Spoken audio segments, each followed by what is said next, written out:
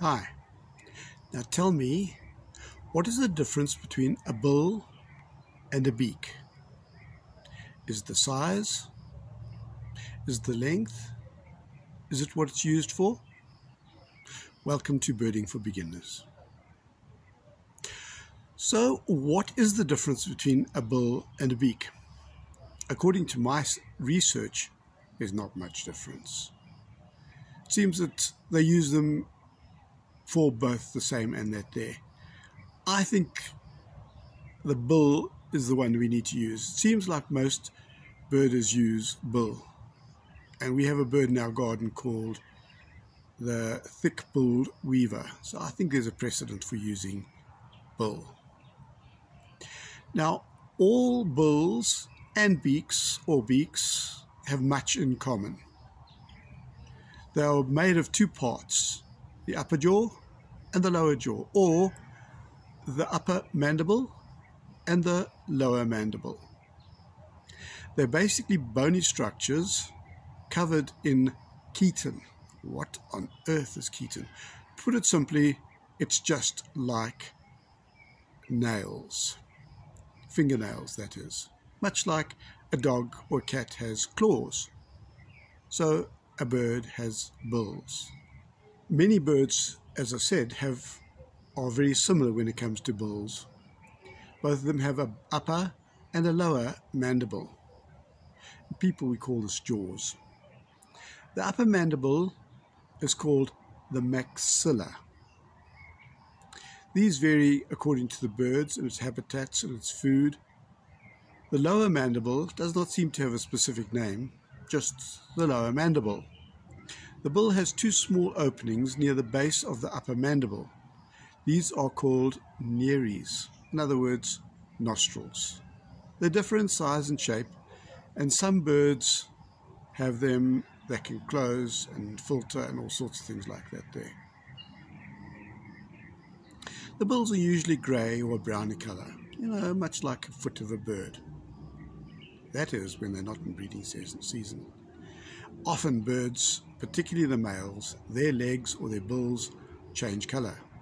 Generally a reddy colour. Again, the males want to be attracted to those females. Some birds have different colour upper and lower mandibles.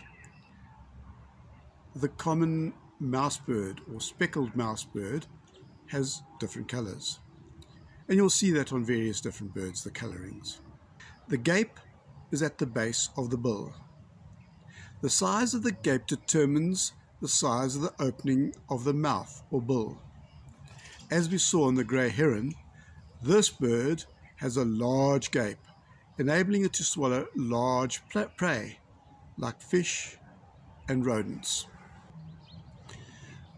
Bills are described by their length, their shape, and the usage.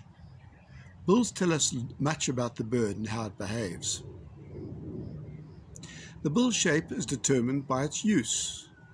A bill used for getting nectar from a flower will be very different to a bill used for tearing meat.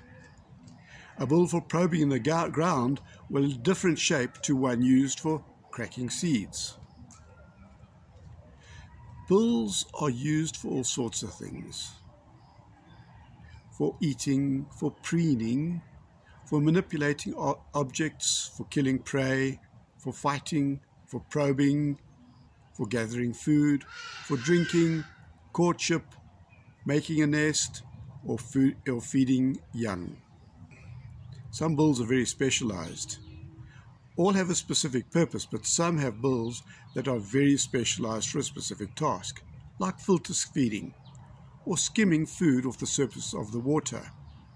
The size of the bill, as we have shown in previous videos on birds, is classified basically compared to the size of the head. Is it shorter than the head? Half the size of the head? 3 times the length of the head? That's more or less how we classify it. Also, the shape has different characteristics. It could be a hooked bill. It could be one that curves downwards or upwards. One that's very thin, like the sunbird we spoke about. It could be a very heavy bill. like parrot's bills for cracking really hard seeds. The shape too varies very widely. Sometimes they're thin, sometimes they're thick. And they're used for all sorts of things as well. So when looking at a bird, take note of this bill and see how big it is, how long it is compared to the head of the bird. These things are very useful in determining which bird it is. Here's a story for you.